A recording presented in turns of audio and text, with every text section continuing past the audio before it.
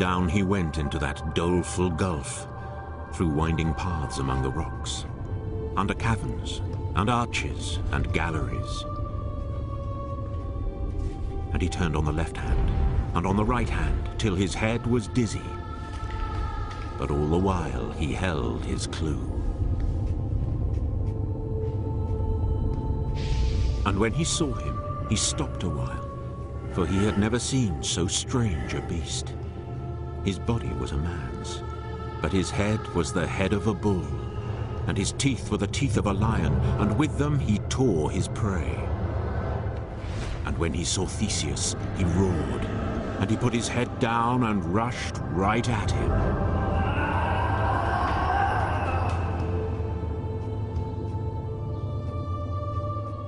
Of all the Greek myths, the story of the labyrinth is one of the most dramatic and unforgettable.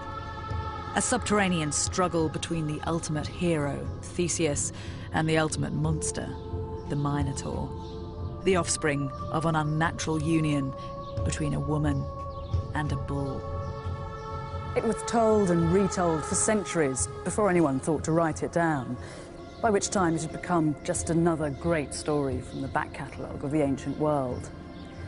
But the roots of the myth go deep, to a time before history, when stories like this were the way that people made sense of themselves and their past. So where did the Greeks get the story of a flesh-eating bullman lurking in a dark, menacing labyrinth? To answer that question, you have to journey far into the past. 1,500 years before the Parthenon was built, more than 1,000 years before Homer.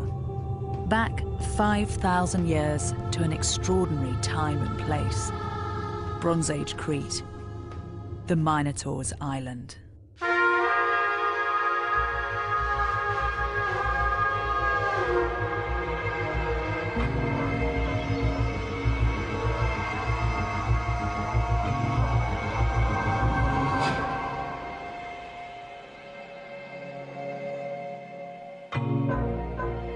On the Minotaur's island, everything was an experiment. It was a prehistoric society, yet a sophisticated and cultured one that gave birth to huge palaces and beautiful frescoes. But after thousands of years, the civilization disappeared so suddenly and completely that all that remained were half-remembered, half-invented fragments. The stuff of myth.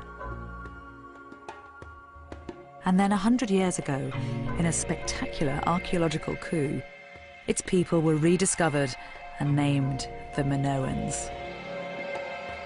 The society that spawned the Minotaur rose back out of the magical Cretan earth.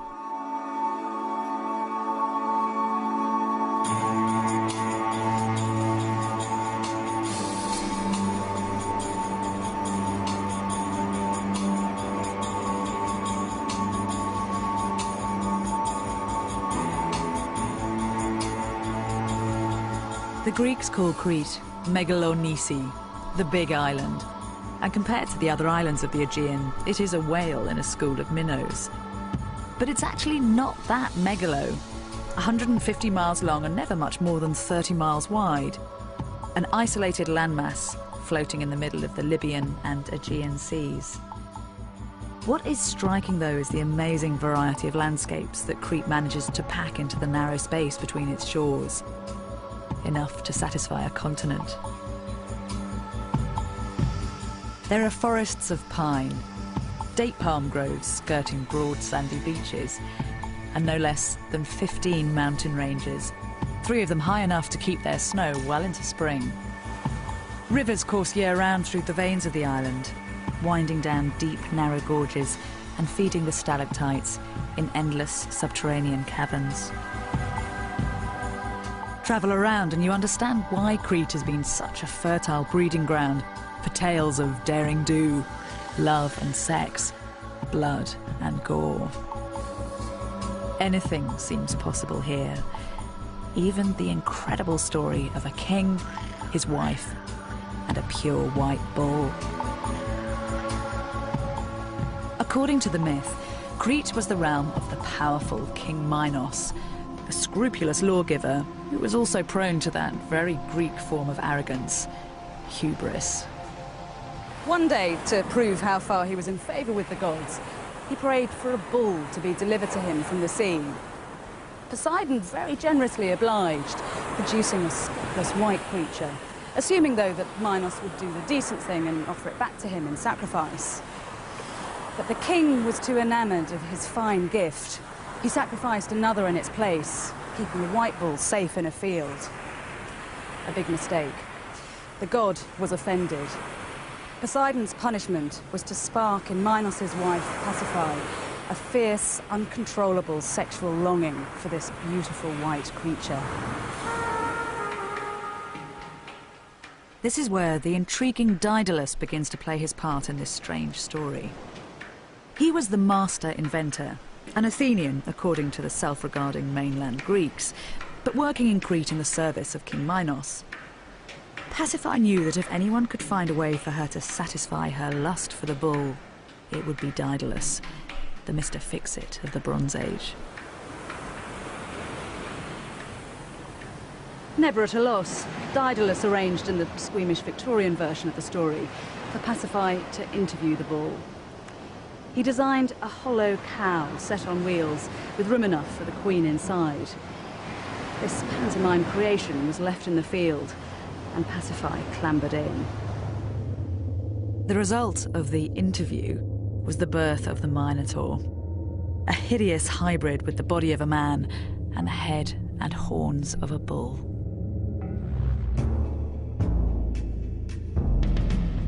And so, the story goes that Daedalus came to design a huge subterranean labyrinth to hide the shameful offspring of Minos' wife. And there, every 9 years, the tribute children, 7 youths and 7 maidens, would be brought from Athens to satiate the Minotaur's taste for human flesh. That is until the brave Theseus arrived. Minos' daughter, clever, beautiful Ariadne, was the keeper of the keys to the labyrinth, and with her help, Theseus set off to slay the beast.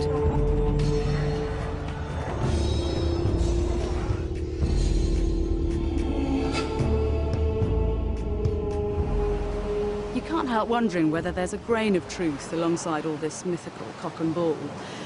Whether the Athenian tribute speaks of a time when mainland Greece was under Crete's thumb, and the triumph of Theseus over the Minotaur points to the moment when the tables were turned. Of course, there was no half-man, half-bull. Perhaps there was a flesh-and-blood King Minos and a wily Princess Ariadne. You could speculate for hours, but it's not time wasted.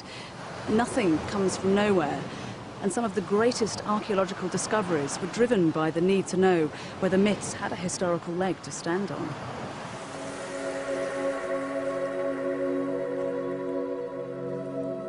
The first to test the reality of the myths was Heinrich Schliemann, 1 part pioneer archaeologist, 2 parts treasure seeker. In 1871, at Hisarlik on the coast of modern-day Turkey, he discovered what he claimed was the site of the Troy that Homer had written about. The finds were electrifying, including a spectacular hoard of jewellery that he got his wife Sophie to model for an enthralled world. It seemed that the works of Homer were history, not poetry, and the public was gripped. But Schliemann didn't rest on his laurels. He turned his attention to the other players in Homer's great epic, at Mycenae, on the Greek mainland.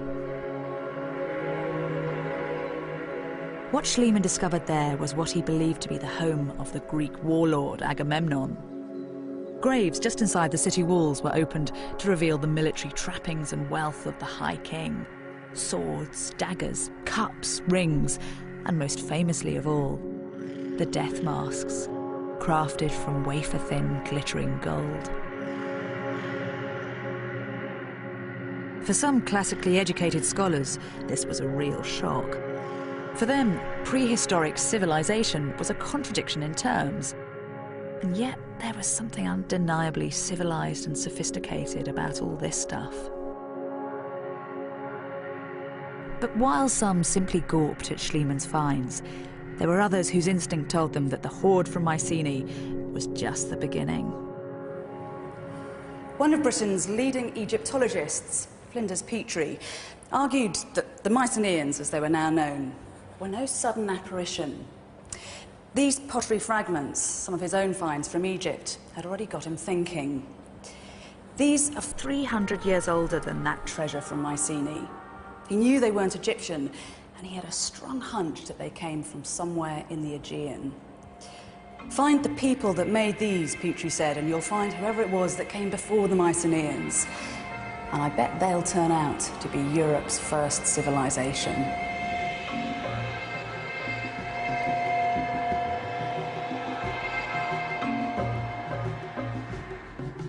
The starter's pistol had been fired, and one of the greatest archaeological races of all time was up and running. Somewhere in the Aegean, there was a lost world just waiting to be found. And so in 1900, chasing the lead of Schliemann and Petrie, a 48-year-old British archaeologist with a long distinguished career behind him came to Crete, to a place called Knossos. His name was Arthur Evans, and Knossos was soon to be inextricably linked with him.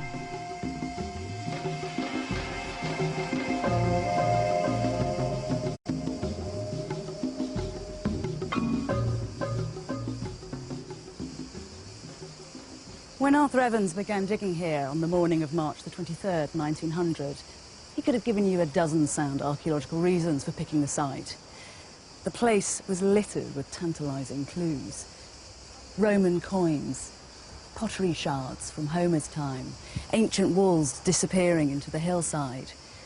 And then there were these exquisite prehistoric seal stones and rings that locals had been finding in the area for generations. Knossos was a site with a big label on it saying, "Excavate me."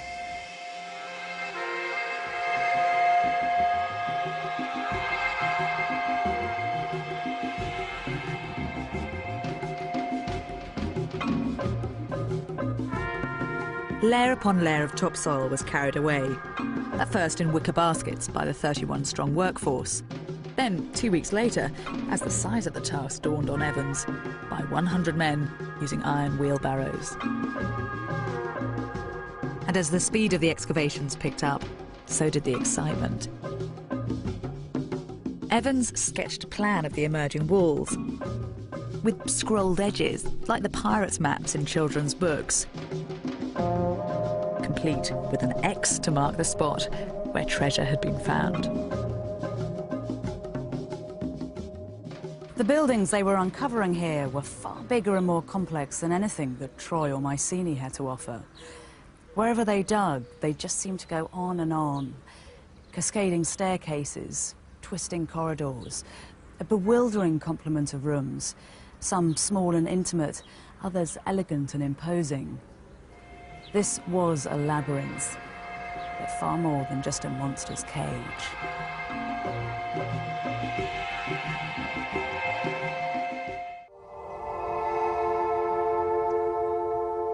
The site that Arthur Evans and his men had uncovered at Knossos surpassed the expectations of even the most optimistic hunter of the past. A 5,000-year-old civilization, previously buried in myth, had been brought blinking back into the real world. He hadn't found a city of gold, but the hoard from Knossos was even richer than that of Troy or Mycenae. The quality of the finds was extraordinary, but it wasn't just the craftsmanship that made a powerful impression.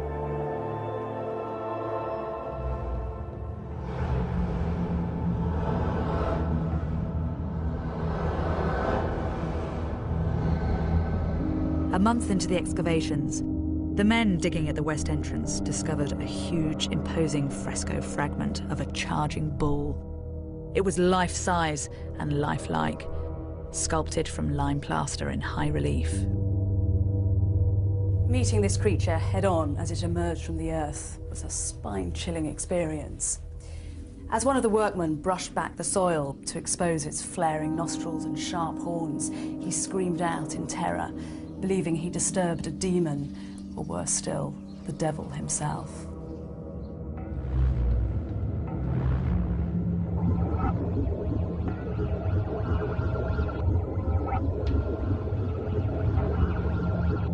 Evans had found his labyrinth and his bulls.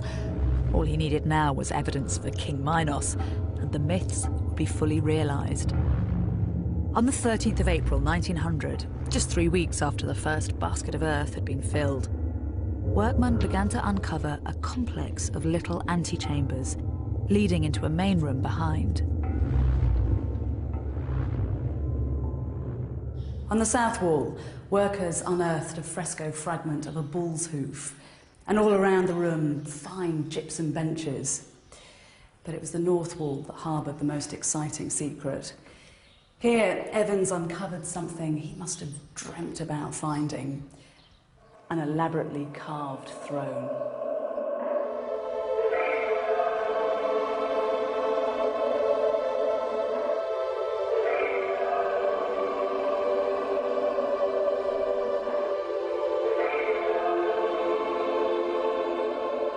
Harriet Boyd, a pioneering young American archaeologist, was lucky enough to be with Evans when the throne was revealed. In her journal notes, she described the moment of discovery. Intense excitement, she wrote, as a workman removed the last earth from the oldest throne in Europe, and the stone chair stood forth intact. Evans toyed with the idea that this was the throne of Ariadne, apparently reasoning that the wide moulded seat was more suited to the ample buttocks of a woman. But before long, he was decided, and in a telegram to the Times, he announced the discovery of the throne of King Minos. The Minoans had arrived. The discovery of the throne was the culmination of years of dreaming. Evans later said it was as though he'd been given an open sesame, and a prehistoric civilization beyond his wildest imaginings had appeared from a crack in the earth.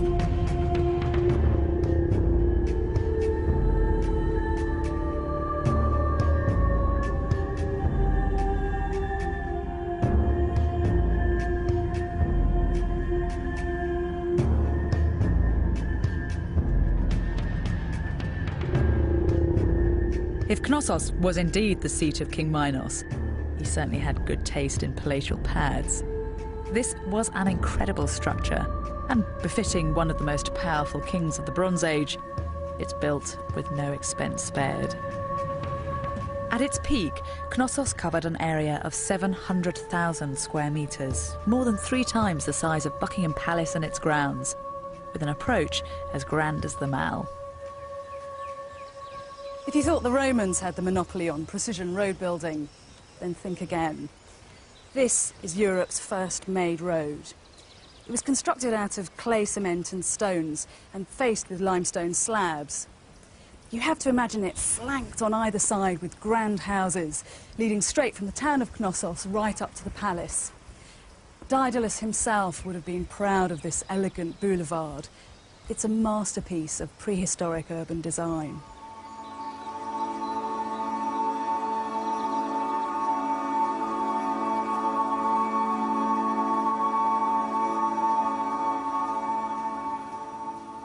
At the risk of sounding like an estate agent, the palace boasts an impressive array of original features.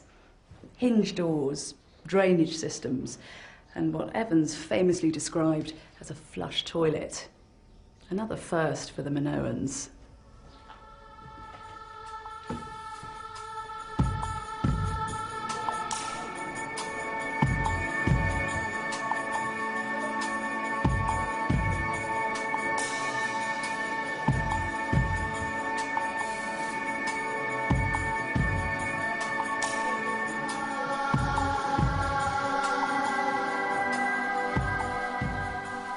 Knossos is a building that adds up to more than the sum of its parts. You feel you're being taken on a journey that's been expressly designed to beguile and seduce, as well as bewilder and confuse. You find yourself in gorgeous stone-clad rooms, and then walking past rows of pithoi, man-size Alibaba jars in dark, sunken storerooms.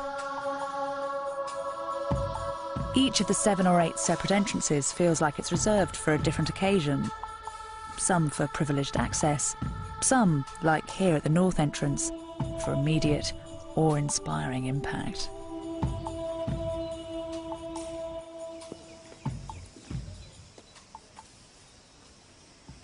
But whatever route you take brings you here. The immense central court. 54 metres from north to south, 27 metres wide. The size of 4 tennis courts fitted together with room enough to spare. Clearly, this space could accommodate huge numbers of people, but no one knows what it was used for. It's a giant question mark at the heart of Knossos.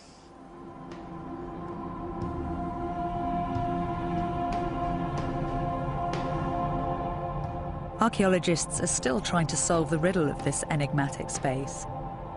But the most enduring theory is also the most dramatic, that the central court was the stage for a spectacular religious ritual.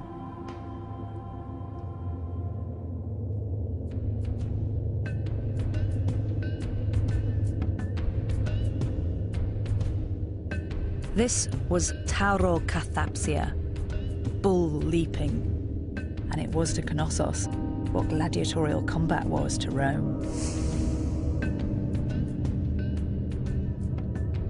There are lots of clues from Minoan art as to how these scary-sounding ceremonies would have been performed, although there's still plenty of room for interpretation, and I'm sure every seasoned bull leaper would have had his own repertoire of tricks.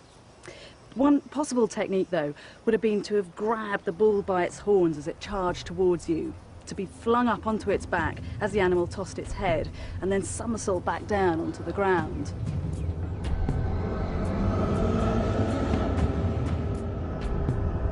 Whoever pulled off these crazy stunts must have been fantastically strong and supple, especially bearing in mind the sheer size of these animals, because these were crossbreed aurochs, particularly foul-tempered, standing 6 foot high at the shoulder and with a horn span to match. Aurochs have been extinct for nearly 4 centuries, so just try to imagine being in the presence of a beast whose hoofprint is the size of a man's head. Bulls had been worshipped as symbols of fertility since the Stone Age. So perhaps bull leaping was an attempt to capture some of their elemental power. The people who did this were clearly revered, as you can see from this beautiful ivory figurine of one of the leapers. Confident and sinewy, his limbs have been elongated to emphasize his agility. For the Minoans, bull leaping was as much about self-belief as religious belief.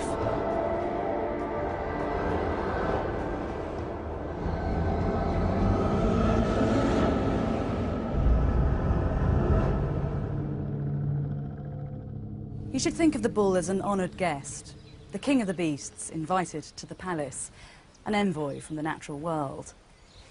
He's here as a dancing partner, formidable and impressive, but it's still the bull leapers that are calling the tunes.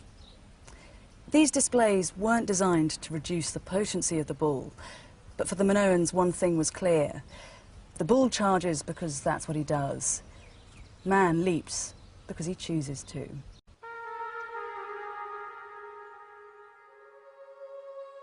But it wasn't just in the bull leaping ritual that the Minoans revelled in their intimacy with the natural world.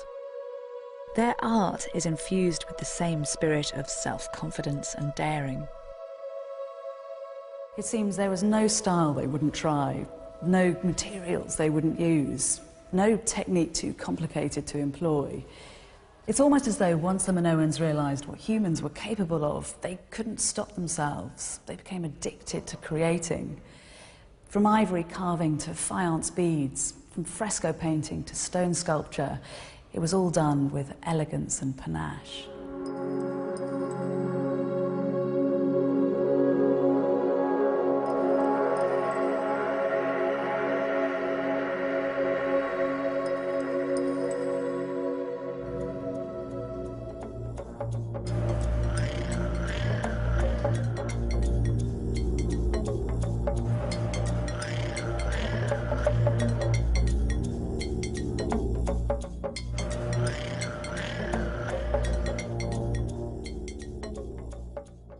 Minoan artists took their cue from the natural world, but they weren't its slavish imitators.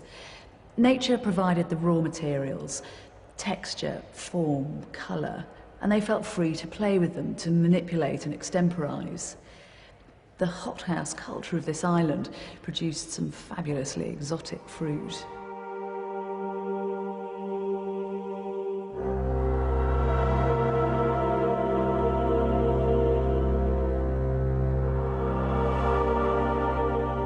These eggshell-thin cups are called Kamari's ware, named after the cave where many examples were found. They are almost 4,000 years old, but they'd sit happily on the style pages of a glossy magazine. And it's not just the artifacts that seem to speak to us across the millennia.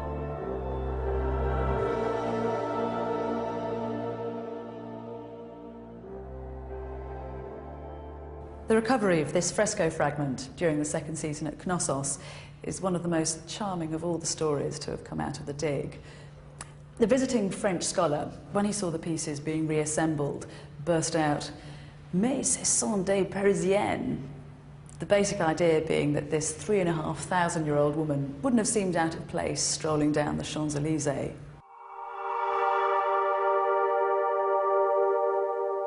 For Evans, La Parisienne, as she became known, was the perfect Minoan. Refined, sophisticated, strangely modern, and above all, European. Right from the start, he'd believed that the prehistoric cultures of Greece and the Aegean were different from contemporary cultures of Egypt and the Middle East. Knossos and its artistic riches had only served to strengthen this impression. The culture of the Minoans, he said, expressed a free and independent spirit. Independent, that is, of the powerful pull of the other cities and kingdoms of the Eastern Mediterranean. Evans pictured his Minoans as lords and masters of their own island culture, able to keep the rest of the world at arm's length.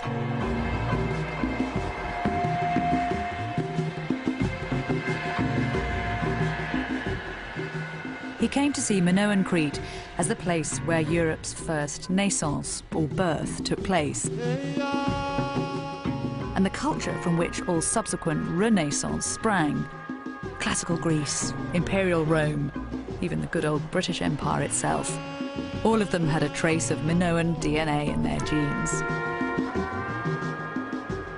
Evidence for what was arguably the Western world's first civilization had emerged from the earth at Knossos. How many more secrets was the rest of Crete still hiding?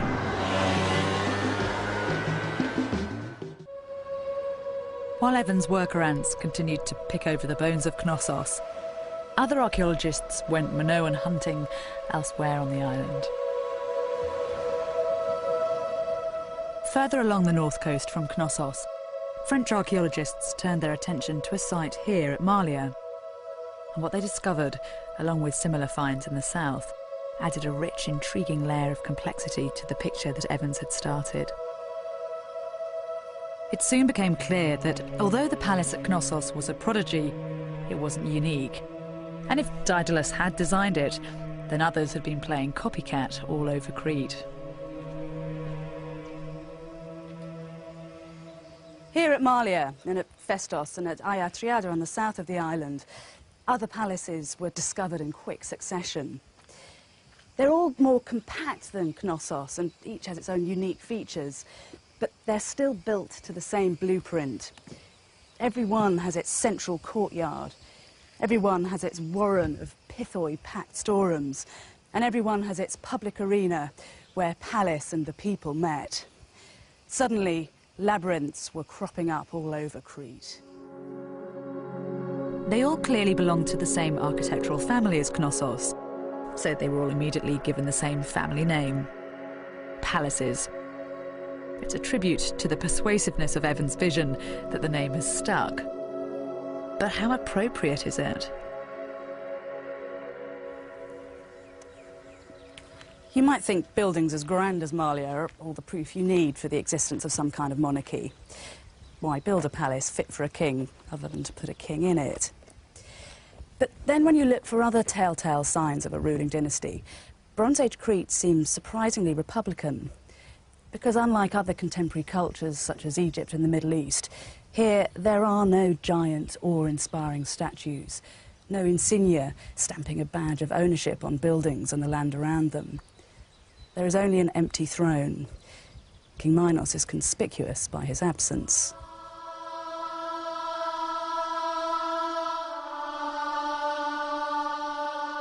When Minoans are shown performing some kind of public function, they usually share the stage with others, suggesting power is also shared. No one emerges as top dog. All men seem equal, and if anything, the women seem more equal than the men. Cretan girls loom large in art and myth, not just decorative creatures, but women who appear to be prestigious and influential, custodians of their culture.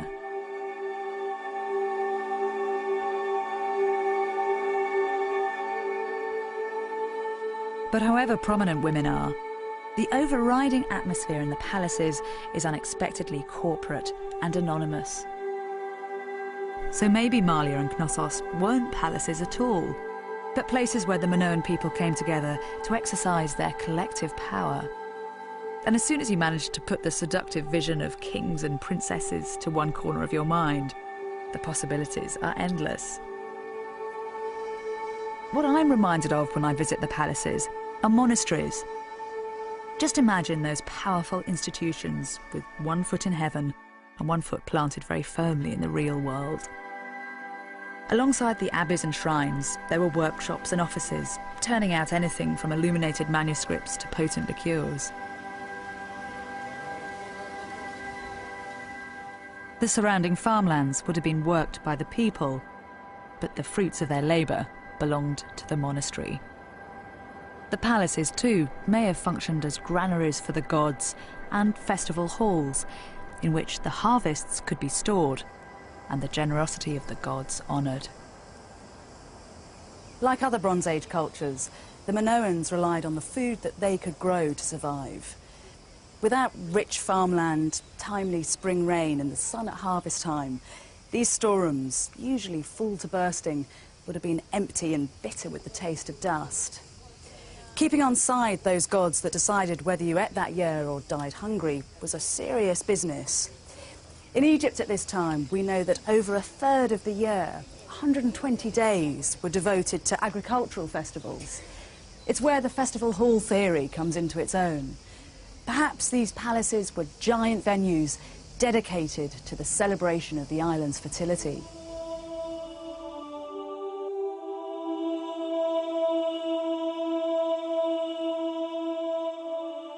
On this beautiful vase, you can sense both the relief and the joy in the faces of the harvesters as they carry symbolic sheaves from the fields, singing and laughing. Perhaps they're on their way to the palace to give thanks to their gods for another successful harvest.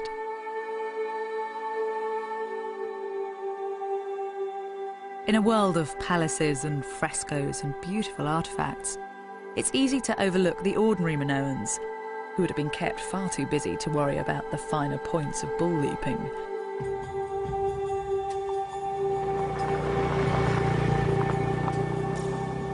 Luckily, the archaeological riches of Crete weren't restricted to the posh end of the market.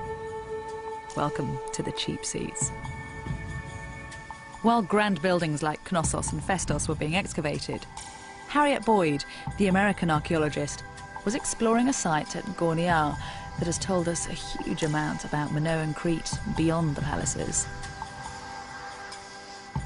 The treasures found at Gorniar were the stuff of everyday life. Fish hooks, carpenter's saws, potter's wheels, all a far cry from the stair-tied vessels and the ivory figurines of the palaces. And yet it was populations like these that made the Minoan world go round. It was their ambitious craftsmanship that produced those objects, their industry that put food on the table for the kings or priestesses or whoever it was that lived at places like Knossos. In a society that was so productive, everyone had their role to play. And if the gods had been kind and the harvests were plentiful, you can imagine the men and women of Gorniar enjoying life in their flourishing market town.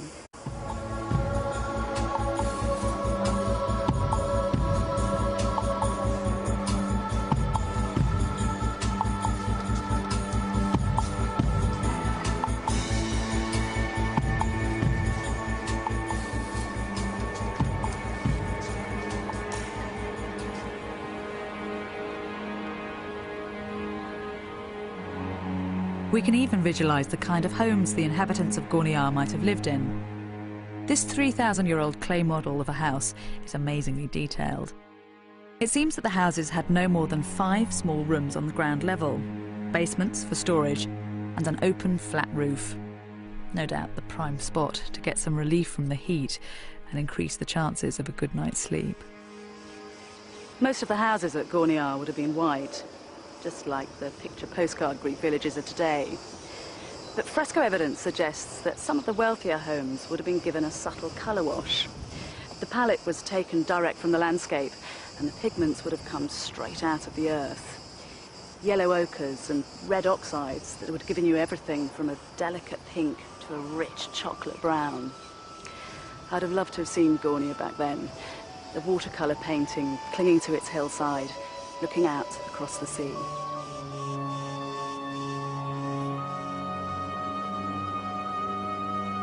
The people of Gorniar were clearly experiencing a different Minoan world than the world of Knossos.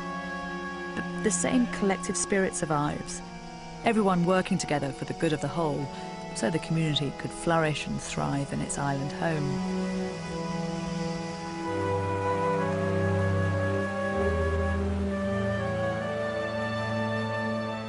By the end of the 1920s, Minoan civilization, from the poshest of palaces to the humblest fisherman's cottage, had come a long way from being lost. But whatever extra details archaeologists like Boyd added, the master plan belonged to Evans. He'd been the first to enter the labyrinth. He'd given the Minoans their name, defined the qualities that made them unique, and in his multi-volume book, The Palace of Minos, he'd even sketched out a plausible history for them, from their sudden rise to their equally dramatic collapse. Around 1450 BC, as Evans saw it, the Palace of Knossos had emerged victorious from a bitter, island-wide civil war that had left the rest of Crete in flaming ruins. Even in their moment of destruction, it seemed, the fate of the Minoans lay in their own hands, free from outside influences. Arthur Evans was a brilliant archaeologist, and he was a showman. His version of the Minoans was made up of spade work, observation, intuition, and flights of fancy. If you enter the labyrinth, you're just as likely to meet him at its heart as you are the Minotaur. But since his death, new generations of archaeologists have uncovered fresh evidence that tells a rather different story.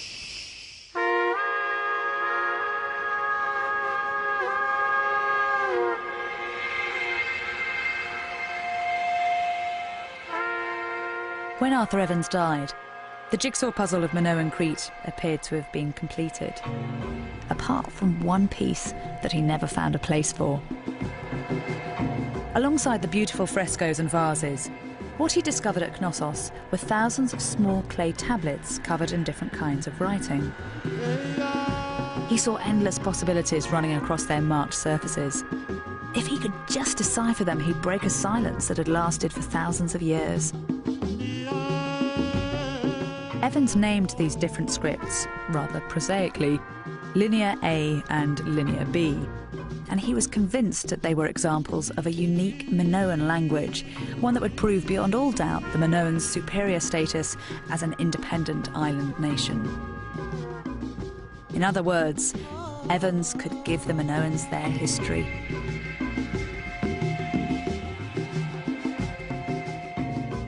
The problem was that he couldn't make sense of the tablets, and he died before he could drag his Minoans out of the prehistoric world. It wasn't until after his death that other scholars could get their hands on the evidence and study the tablets in depth. Even then, it took years for anyone to break the code. And when someone did, the archaeological world was in for a bit of a shock. When Michael Ventris heard Evans lecture as a schoolboy, he'd become driven by the desire to recover what he too was convinced was the lost language of the Minoans. But after years of hard labour, he announced in 1952 that what he'd been struggling with wasn't Minoan at all, but a difficult and archaic form of Greek, the language spoken by the Mycenaeans, the Greek warlords from the mainland.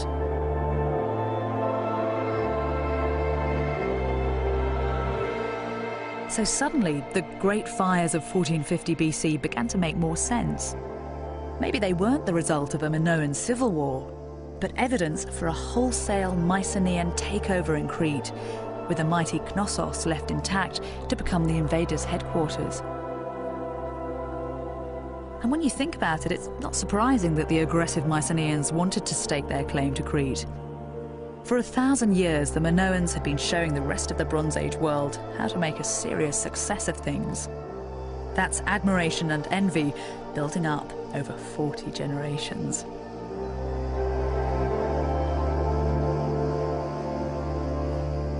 What eventually made the Minoans vulnerable to a Mycenaean coup is still the subject of heated archaeological debate. But however they got here, it seems they were here. Johnny-come-latelys, usurping control for the last 200 years of a civilization that had been up and running for thousands. The Mycenaeans took up the trappings of Minoan culture with relish and no little respect, but inevitably they changed things. This tomb is of a type entirely new to the island, the monument of a warrior culture, a fortified treasure house, here to assert clan prestige and individual honour, alien concepts to the Minoans.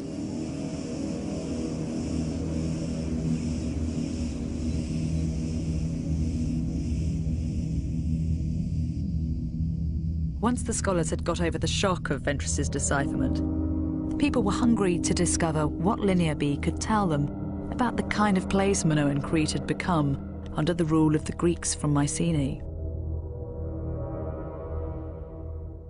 The tablets turned out to be the contents of a Bronze Age filing cabinet, a meticulous record of the business end of palace life. This one deals with a shepherd called Poros and details his flock. We know that he had 28 rams and 72 ewes. It's an extraordinary thought that every itinerant herdsman up on the hillside was being monitored by the bean counters in the palace down below.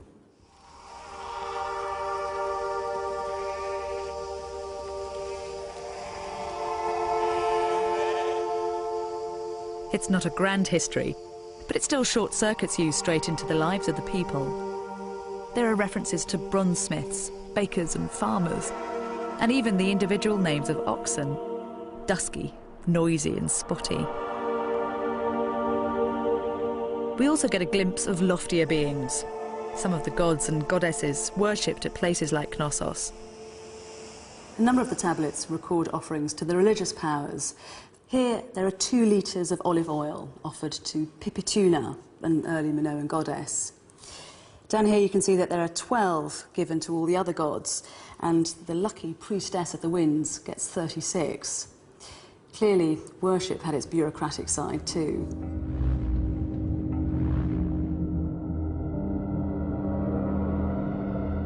The decipherment of Linear B is one of the most significant breakthroughs of Bronze Age archaeology. But Linear A still remains a stubborn mystery. Most experts reckon this is the unique Minoan language that Evans was searching for. And if the work that's being done on it ever does succeed, it could unlock as many secrets as the richest of Crete's excavations.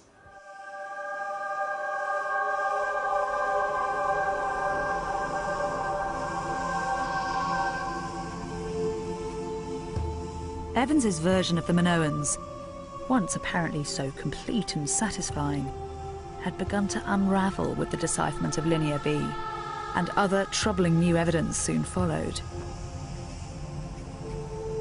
Far from not leaving any Cretan stones unturned, it was becoming clear that the first generation of Minoan archaeologists had only scratched the surface. This is Anema Spilia, the Cave of the Winds, a small sanctuary about half an hour's drive from Knossos. In the 1970s, a discovery was made here that changes perceptions of who the Minoans were and the world in which they lived. Around 1700 BC, the building collapsed at a time when the whole of Crete was devastated by earthquakes.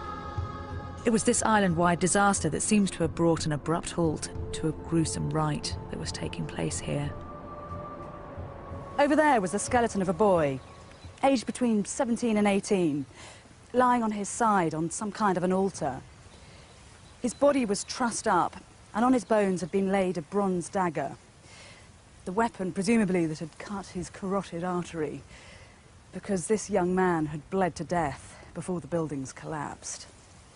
Behind him was a woman lying face down, and out here, another body, someone carrying a vessel full of some kind of liquid, most likely the fresh blood of the sacrifice being taken into the central room and offered to the deity there. Inside there was one more corpse, a man lying face up next to the sacrificial victim, aged between about 47 and 48, taller than average, and on the little finger of his left hand, a ring made of silver and iron. Back in the Bronze Age, iron was exotic and highly prized, so this was someone of high status. The priest, perhaps, who was conducting the sacrifice as the walls came tumbling down.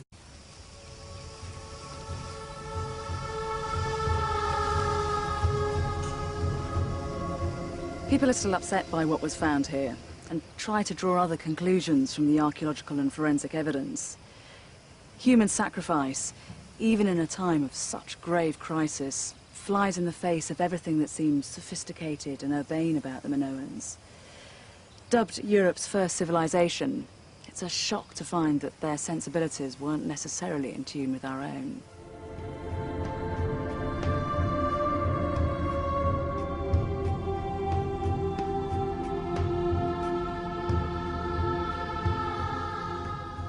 But the ancient Greeks wouldn't have been shocked.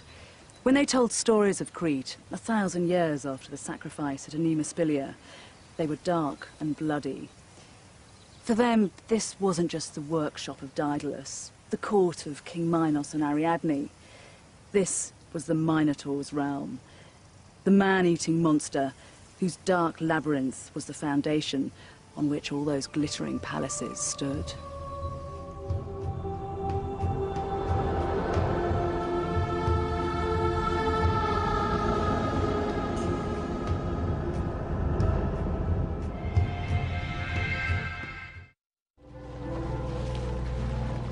Island races have the reputation for being a little arrogant and self-absorbed. But in Minoan times, if you wanted not just to survive, to build a civilization, you had to reach out across the horizons to make new connections. The Minoans were islanders, but they weren't insular. Many good things came to Bronze Age Crete by way of the sea, the raw materials from which the Minoans fashioned their civilization. But the sea also brought bad things, natural catastrophes and man-made calamities. And finally, as recent archaeological research has revealed, it would be a combination of sea-borne disasters that would cause the eclipse of Minoan civilization and its journey into the shadowlands of myth.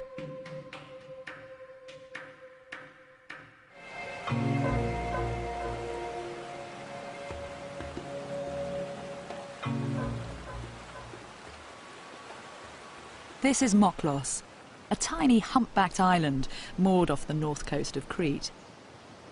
If you want to understand how the sea shaped the destiny of Minoan civilization, this is the place to come. Moklos was first settled 5,000 years ago, and so belongs to the very beginning of the Minoan story. This busy town's prosperity depended above all on its port, the gateway that connected it to the wider world of the Aegean and the Eastern Mediterranean. Just 3 weeks sailing could land the exotic wares of Egyptian merchants from the south on these shores. Next stop east is Cyprus, and beyond that, the Old Testament ports of Tyre, Byblos and Sidon. Head due north and you hit the Greek mainland and the great ancient city of Mycenae. This was a prehistoric trade centre and provided welcome dry land and a good meal for the travelling salesmen of the sea. Little wonder that Crete has been called a stepping stone for the continents.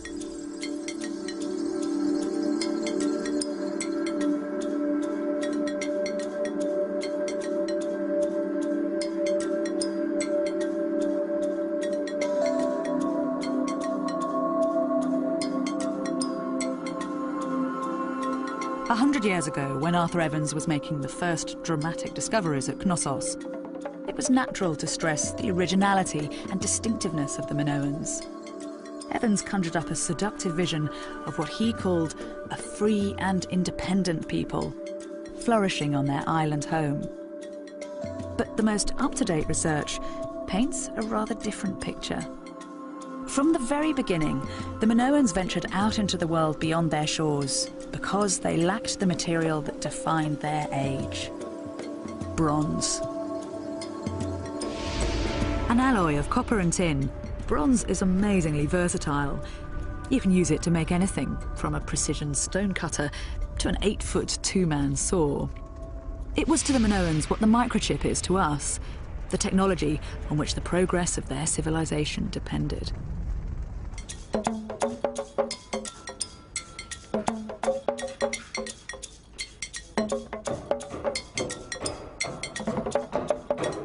Thanks to its geographical position, close to the more advanced cultures of the Middle East, the secrets of bronze manufacture came early to Crete.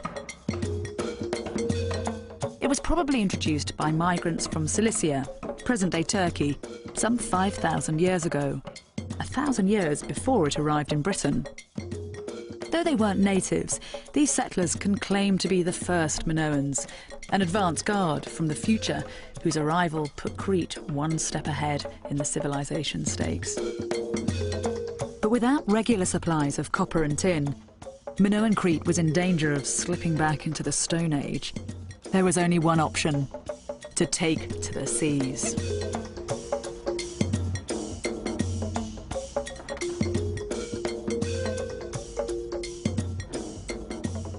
The ancient Greeks would have assumed that a legendary king like Minos would have had a powerful fleet at his disposal to see off pirates, to intimidate his neighbours, to bring in supplies for his population when necessary.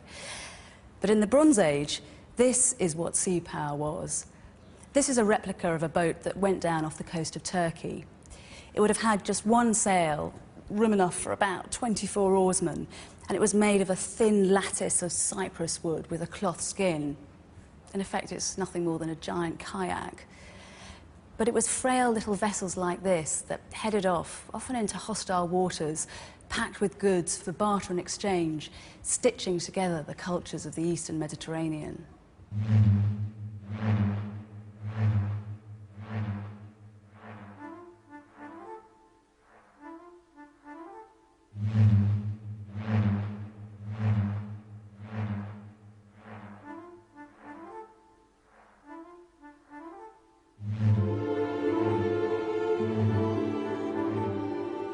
When they set sail in search of copper and tin, the Minoans became players on the world stage.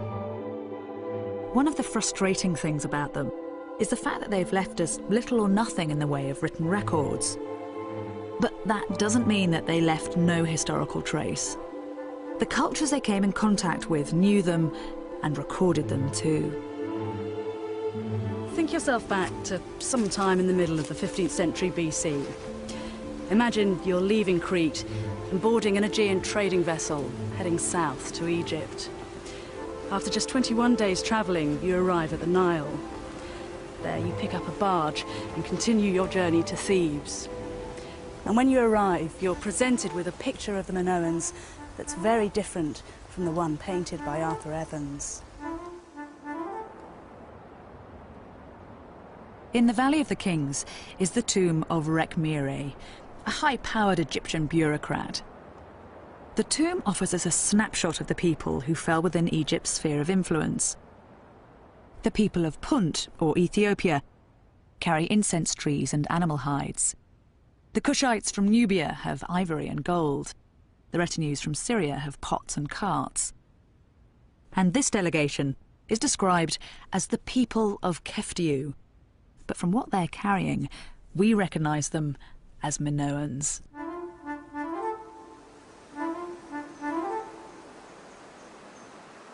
The tomb of Rekhmire forces you to rethink your mental map, starting with the names. Keftiu rather than Minoans, since that seems to be the name that the Bronze Age Cretans used to describe themselves. And rather than thinking of Crete as a southeastern birthplace of Europe, we should think of it as a northwesterly extension of what we now call the Middle East. Judging from the Cretan products on display in Rekmire's tomb, and from other evidence, the Minoans specialised in the production of the desirable rather than the strictly useful. Deluxe pottery, cosmetics, fancy metalwork, and, in one recorded case, a pair of fine leather boots.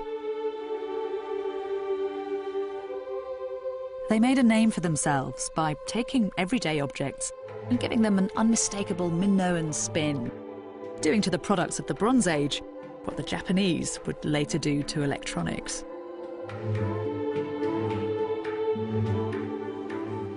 But there was one luxury product above all on which the reputation of this remarkable island workshop would have rested. And it started life under the sea.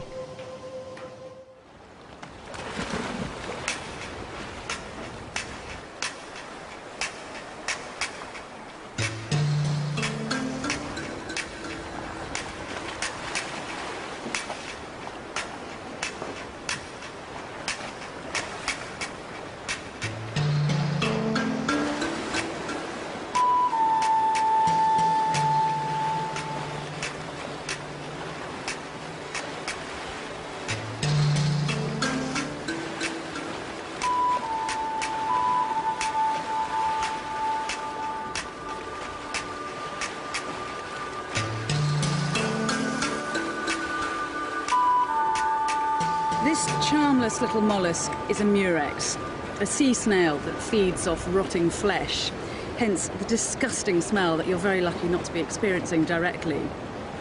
But the Minoans recognised its true potential. They could extract something from this that was worth its weight in silver. It was known simply as purple, a textile dye. If bronze meant sinew and muscle, purple meant glamour, status and wealth. It was quite simply one of the ancient world's most desirable commodities. The Roman author Pliny described the purple of purples as being the colour of congealed blood. This was imperial purple, reserved for heroes and emperors. The Athenian Aeschylus wrote poetry about it. Polleis purpuras is agiron kerkida. Purple ooze, precious as silver.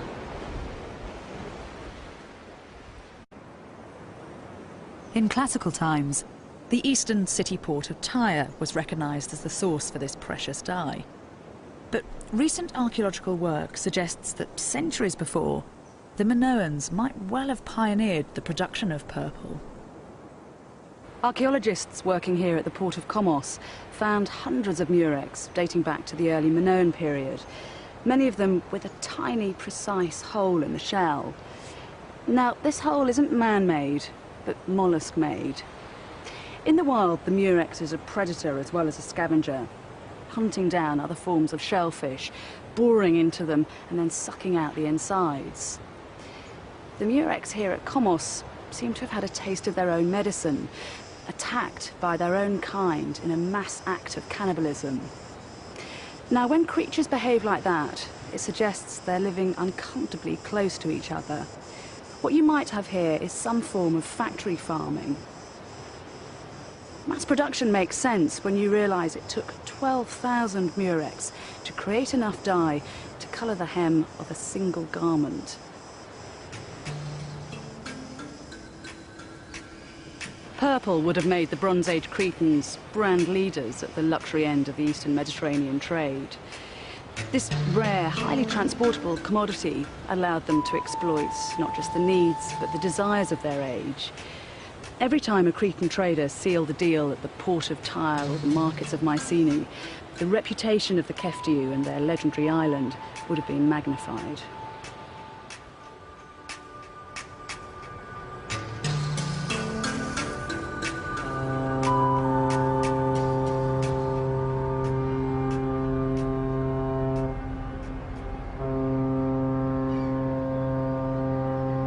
But it wasn't just products that were crossing the seas. People were too. All over the eastern Mediterranean in the Bronze Age, artists, architects and craftsmen were on the move, lent out on a regular basis by rulers keen to impress on other foreign powers the sophistication and calibre of their workforce.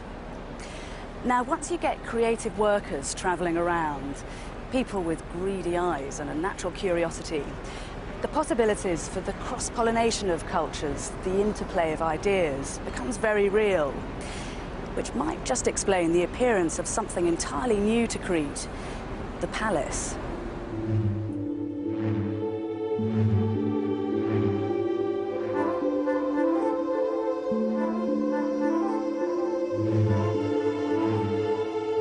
The arrival of these extraordinary and enigmatic buildings, 1,000 years or so after the introduction of bronze to the island, marks another significant milestone in the evolution of Minoan culture. So far, palaces have been identified at Knossos and Malia on the north coast, at Zakros in the east, and here at Festos in the south. And archaeologists reckon they're on the scent of 2 or 3 more.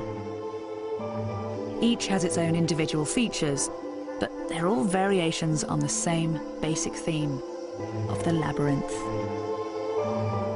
But who wrote the original? Evidence suggests that around this time, migrant textile workers from Minoan Crete may have been active in Egypt, in which case it's possible that while they were there, they could have indulged in a bit of architectural espionage. The Cretans weren't the first to have a labyrinth. It's thought that honour belonged to the Egyptian kings, who built a maze-like tomb near Crocodipolis, the city of crocodiles. The Egyptian labyrinth no longer exists, but it was described by an awestruck Herodotus, the Greek historian who paid it a visit sometime in the 5th century BC. Of its endless rooms and corridors and chambers, he wrote, "Metona anthropeon ergon." It's hard to believe that this is the work of men.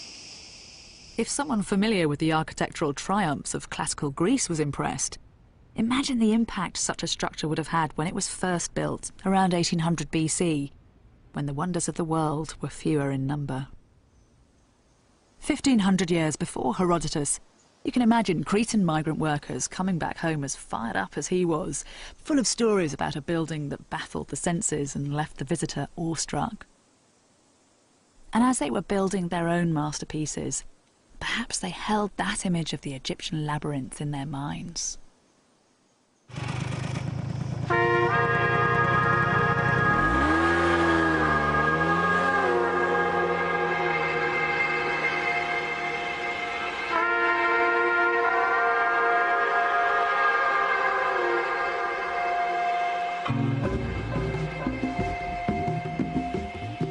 It might have been wiser for the Minoans to study structural engineering rather than honing their fancy design skills, because Crete is earthquake country, the stamping ground of the bull god Poseidon, whose groans and bellows from deep within the earth herald imminent disaster.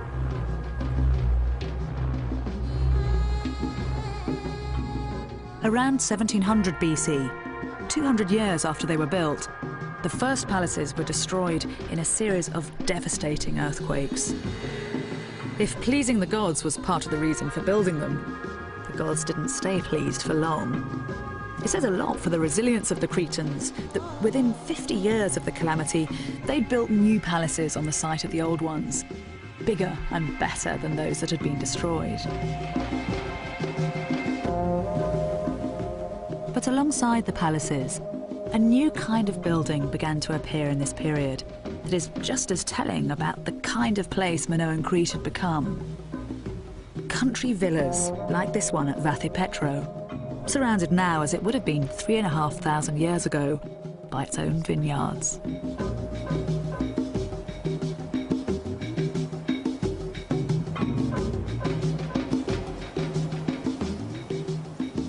Crete in the Bronze Age was often a troubled and unstable place, rocked by natural disasters, and not immune to man-made ones either.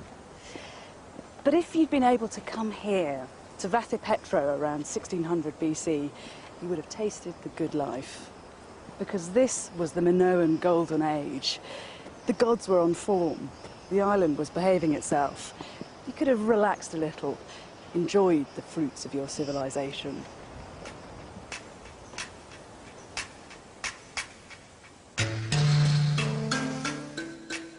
Minoan palaces have been compared to medieval monasteries, which would make Vathypetra and the other places like it the equivalent of stately homes, the big house for the surrounding area.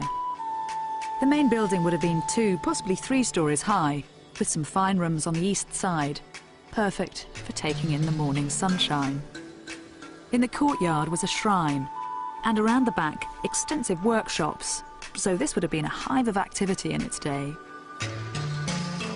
But the house's most intimate connection was with the land, the fields of grain, the olive trees, and the vines.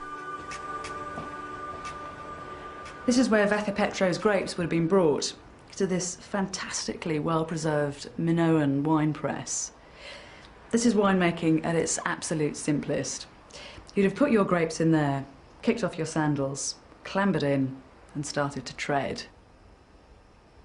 This region still produces good wine, so it's quite possible that back then Vathypetro was the toast of the island.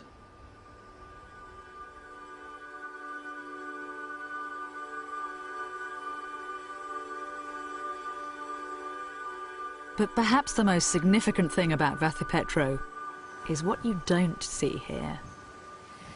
Despite the wealth of Vathypetro and of other country villas dotted around the island, there's no evidence of any kind of fortification. Now, that's significant. In the same period, over on the Greek mainland, Mycenaean warlords, the forefathers of the generation who would go on to fight the Trojan War, were holed up in fortress palaces, often built on rocky heights, divorced from the settlements down below, strongholds from which they could dominate and into which they could retreat. Here in Minoan Crete, a different spirit prevailed. 7 or 8 generations would have known an island of huge palaces, busy towns, prosperous ports, and fine villas set in a peaceful agricultural heartland. A country at ease with itself. But this stable, sophisticated world existed on a knife edge. Within 30 years of being built, Vathypetro suffered its first, but not its last, earthquake damage. So the world for the Minoans must often have seemed a perilous and frightening place, governed by potent, sometimes vindictive powers who couldn't be understood, only placated.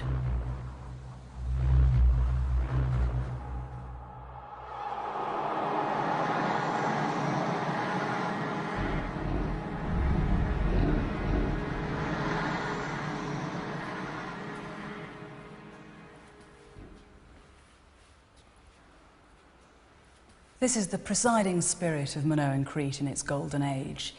Its icon and its pin-up girl, the snake goddess. Together with her more diminutive companion, often called the votary, she was discovered by Arthur Evans at Knossos. Evans noted rather primly in his journals her matronly bosom, before going on to describe the quality of the piece, comparing it to the best Meissen porcelain. The goddess and her votary make a handsome duo, with their fancy, fashionable clothes, their makeup and their jewellery. But all the fine craftsmanship in the world can't disguise the fact something elemental and wild is going on here.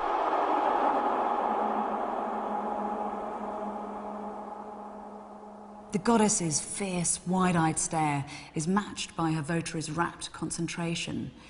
And that gigantic snake, it must be between 8 and 10 feet long, grips her in a protective embrace from her slender waist right up to the tip of her headdress. For all her glamour and sexual power, this is a goddess that feeds off respect and fear, not love.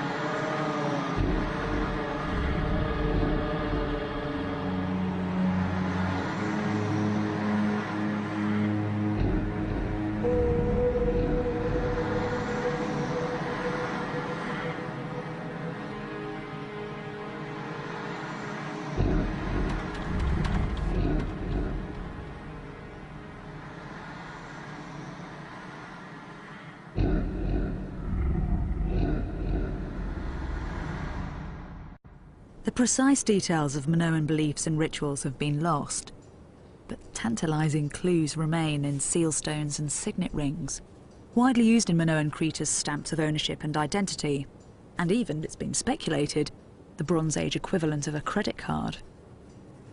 Close-up examination of these finely carved artifacts reveals a ritual world of chanting and singing, ecstatic dancing, as well as the famous bull leaping. And playing a leading role throughout are what are clearly female priestesses. For some, these dominant women are proof that the mother goddess was worshipped in Minoan Crete. The cult of this supreme female deity is said to have its roots back in the Stone Age, predating by tens of thousands of years the male-dominated pantheon of gods that we're more familiar with. The mother goddess was said to have authority over everything that really mattered, from the fertility of crops and animals to the movement of the planets. She ruled over life and death, from womb to grave.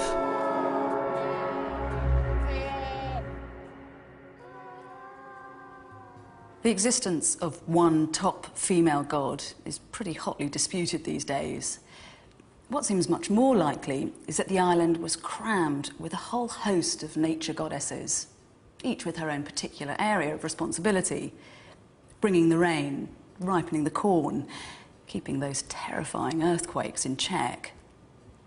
The priestesses were their earthly representatives, and may even have had some kind of economic control over the exploitation and distribution of their bounty, a powerful position to be in. But you have to remember in the Bronze Age that man's relationship with nature was much more about negotiation than exploitation. When it took just 2 bad harvests to wipe out your entire food supplies, you'd have been a fool to take Earth's plenty for granted. So, led by their elegant priestesses, the Minoans would have spent a great deal of time and energy wooing and placating the powers that be.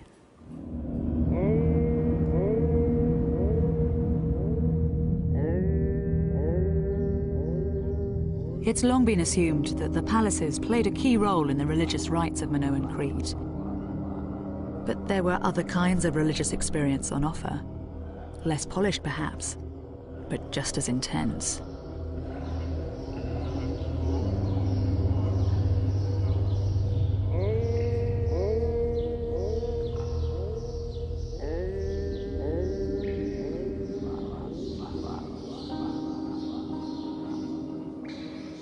On mountain peaks, in secret palace shrines, deep in sacred caves, narcotics would have played a part in consummating the Minoans' relationship with their gods, bringing them closer to those elusive powers that controlled their lives.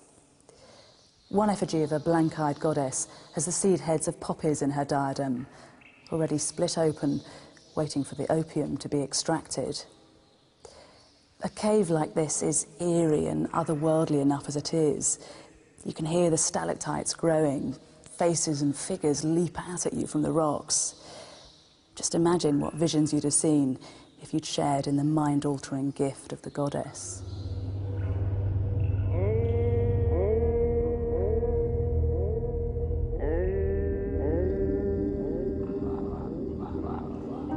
Scotino is a place where religious experience would have been raw and intense, where faith was dosed with fanaticism, where followers became true believers. But what happened to those true believers when things started to go wrong? When the deities in whom they'd invested so much suddenly appeared no longer to care? The Minoans were soon to find out.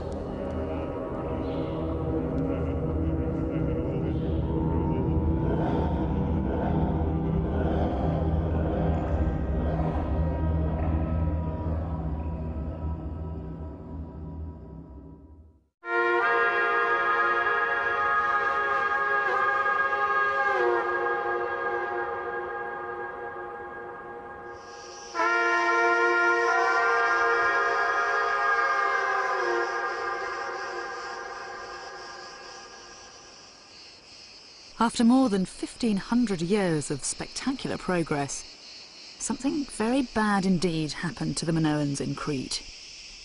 Sometime around 1450 BC, from Vathipetro to Moklos, from Festos to Malia.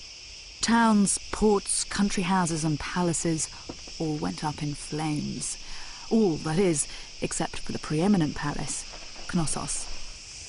At Hagia Triada, you can still see the scorch marks of the fire that raged here 3,500 years ago. This was a storeroom packed with pithoi, those giant Alibaba jars, each of which could hold 40 gallons of highly flammable olive oil. When this place went up, it was the Bronze Age equivalent of a fire in an oil refinery. The heat was so intense that the stone floor has vitrified, turned to glass.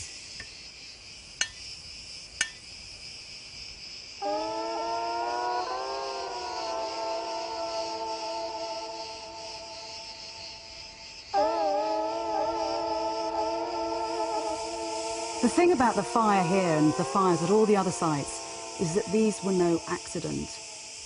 At Zakros, a little palace in the far east of the island, someone even went to the trouble of sawing off the necks of the pithoi so that the oil could ignite more easily. But what could have provoked these carefully planned acts of arson? And what lay behind this island-wide catastrophe?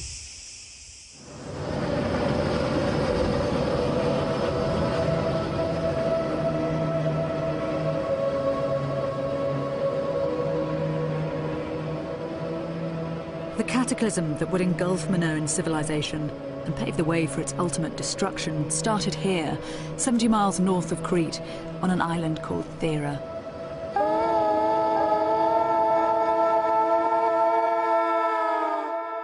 Thera is the southernmost of the Greek Cycladic islands, perfectly placed to act as a middleman for the trade routes that ran north from Crete to the Greek mainland and across to the coasts of Asia Minor. The Therans weren't Minoans, but they were under the spell of Minoan culture. Their pottery, their houses, their way of life all followed a pattern set by the big island to the south. Thera had grown fat on the profits of Bronze Age haulage, but its prosperity was built on shaky foundations, because the island of Thera is one big volcano. At some point around 1530 BC, the island began to stir. First came a series of earthquakes, so severe that most of the towns had to be abandoned. But the gods were just getting warmed up. A few months later, things got really nasty.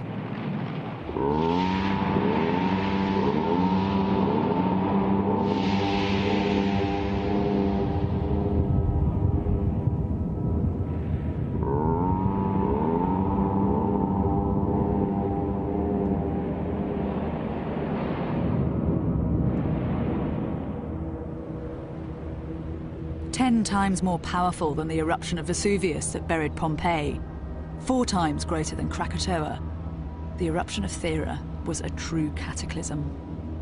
A third of the island's landmass, some 30 million cubic meters of hills and fields and towns, was tossed 20 miles into the air or slipped into the sea. The rest was buried beneath a blanket of ash and stones to a depth of 40 meters.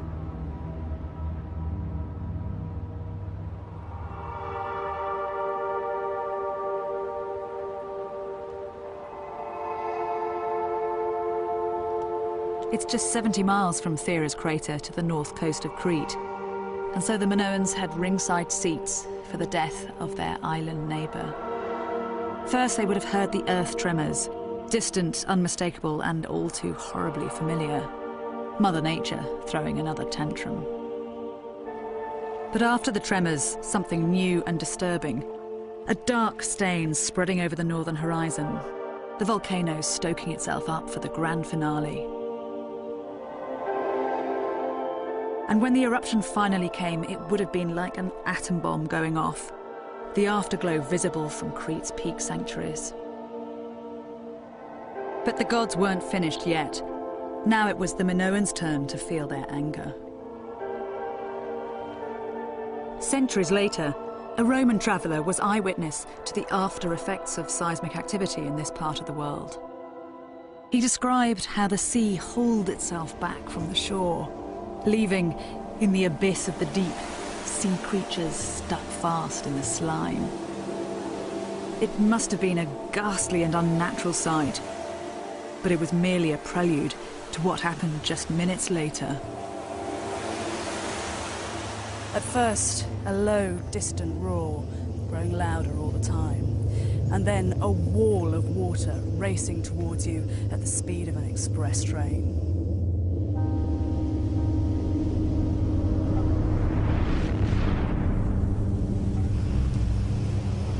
The impact of the tsunami following Thera varied across the northern coast of Crete.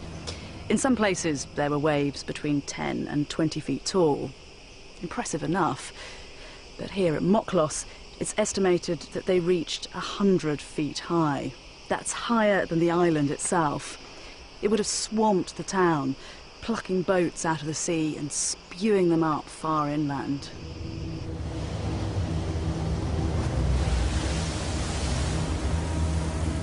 The eruption of Thera is one of those epoch-making catastrophes that can change the course of human history.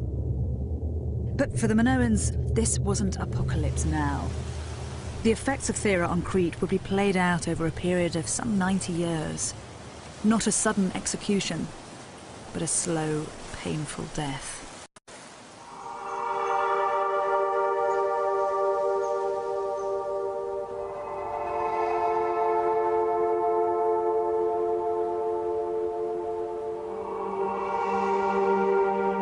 After the tidal wave would have come the ash clouds, blotting out the sun, smothering the fields, poisoning water supplies, suffocating plants and animals. The effects would have varied across the island, with the east the worst hit. But farming in the Bronze Age was a fragile affair, and it wouldn't have taken much to jeopardize the harvest. If the effects of Thera were as profound as many believe, widespread famine would have marked the beginning of a long and troubled era for Crete. Ultimately, it would pave the way for the violent climax of 1450 BC, when Nea Triada and other major centres of Minoan power went up in flames.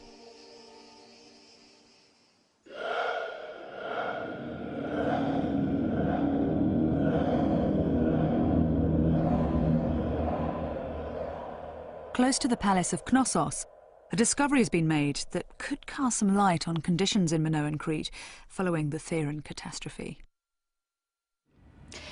Archaeologists found a jumble of human bones scattered around a late Minoan house. The remains have been identified as belonging to at least 4 children, aged between 8 and 10. They seem to have been in good health when they died.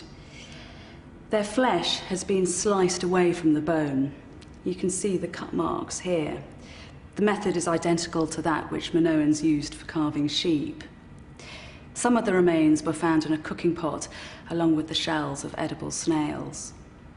For many archaeologists, this is direct evidence of cannibalism, whether for ritual purposes or simply because the Minoans were starving. In the aftermath of Thera, a search for scapegoats seems highly likely. And it wasn't just humans who might have been on the receiving end of people's anger. When the snake goddess and her follower were discovered at Knossos, they'd been broken into pieces before being interred in an underfloor vault. Perhaps this was how the Minoans negotiated the delicate business of decommissioning a once powerful deity whose protective force had apparently deserted her, carefully disposing of her like radioactive waste. With the old gods in disgrace, this was a heaven-sent opportunity for new cults and new gods to assert their claims. Around this time, a new style of decorative pottery appears, with a gallery of creatures from the slimy deep. According to some, this suggests a shift of focus away from the earth and towards the sea, which had just revealed with awesome emphasis its destructive powers. So was this how the sophisticated and apparently stable Minoan civilization collapsed? Not blown apart by a natural disaster, but undermined by wars of religion that followed the cataclysm. A recent discovery may hold a tantalizing clue to the forces that would finally tear Minoan civilization apart.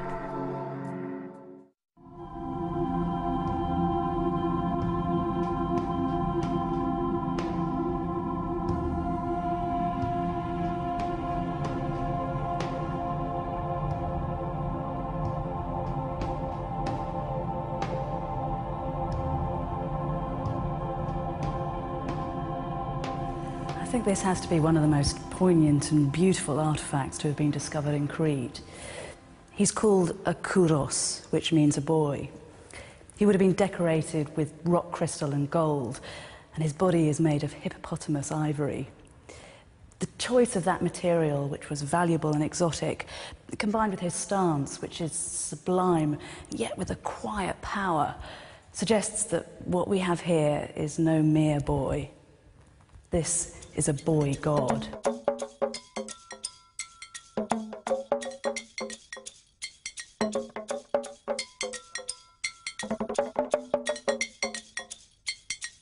The quality of the workmanship is simply staggering. The veins, arteries, sinews and bones rendered with an almost fanatical realism.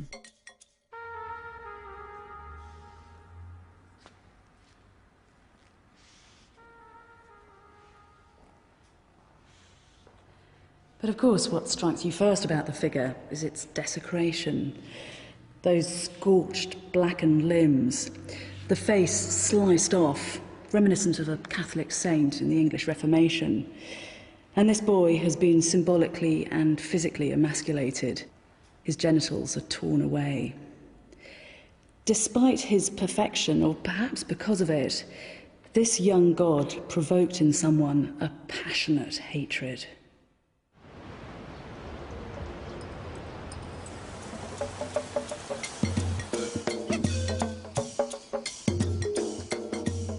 The remains were found in Palakastro, an important Minoan town at the eastern end of Crete. The litter of burned fragments was scattered around a purpose-built shrine in which the kouros would have been displayed.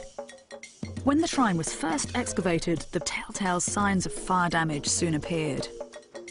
But this was no ordinary fire. Like the one at Aya Triada, it was started deliberately. In fact, the fire's ferocity was intensified by blocking up doorways to create a through draft, like a blast furnace. The result was a kind of controlled explosion that tore the place apart. Then the attackers turned their attention to the kouros. The kouros was snatched from the sanctuary, broken at its base, and then smashed face first against this doorpost. Its head, its neck and one of its arms flew off a couple of yards over there. Its torso and its remaining arm fell where I'm standing. Its hair, which would have been made of finely wrought gold filaments, was carried off on the wind generated by the fire.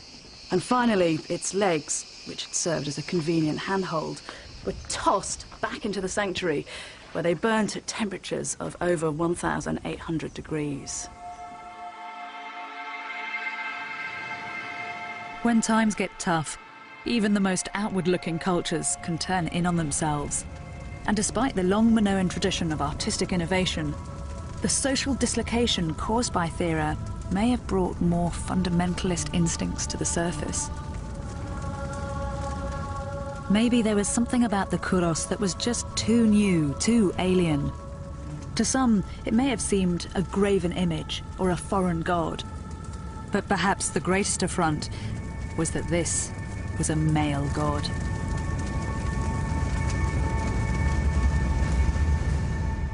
There may never have been a single mother goddess in Crete, but what's certain is that female goddesses and priestesses were highly visible and possibly even dominant. So what it seems to me is that the kouros represents a breakaway cult. Following the spectacular failure of the goddesses to protect Crete after Thera, they were demoted, and the honours usually afforded to them appropriated by what had previously been a minor male god.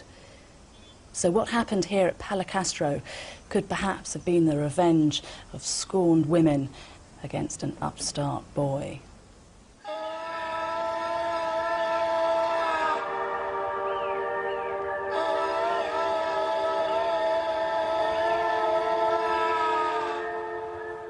A civil war sparked by religion is only one of a number of theories that might explain why Minoan civilization collapsed sometime around 1450 BC. All we do know for sure is that by then, Greek-speaking Mycenaeans from the mainland were installed at Knossos.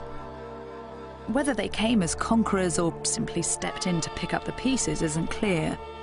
But they were, in many ways, the last Minoans, rebuilding some of the ports and palaces that had been destroyed, putting the island back on its feet. For the next 2 centuries, the fortunes of the Minoans and the Mycenaeans were inextricably linked. According to Homer, one of the largest contingents of ships for the Mycenaean assault on Troy came from Crete. But if the islanders shared in the triumphs of the mainlanders, they would also share their fate. Around 1200 BC, Mycenaean power on the Greek mainland was destroyed. Massive tribal movements, slave revolts, civil war have all been blamed. But whatever it was that did for the Mycenaeans, it didn't confine itself to the mainland. Sooner or later it crossed the sea and found its way to Crete. The remnant of Minoan civilization was forced to take refuge in remote mountain hideouts like this one, Carthy. When we talk about the death of a civilization, it conjures up apocalyptic visions, tinged with flames and blood. But for the Minoans, the end came creeping in like a chill mist. In this bleak and inhospitable landscape, the final chapter of their amazing history would be written. Those refugees who first made their way up here in the troubled 12th century BC must have found very little to love about Carthy.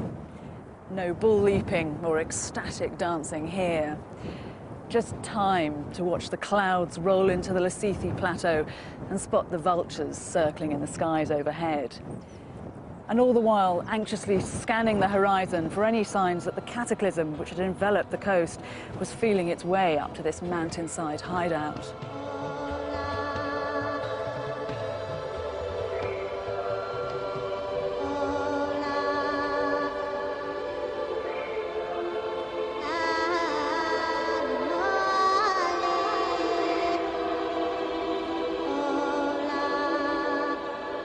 We will never know for sure exactly why the Minoans abandoned their palaces and set out for places like Carthy.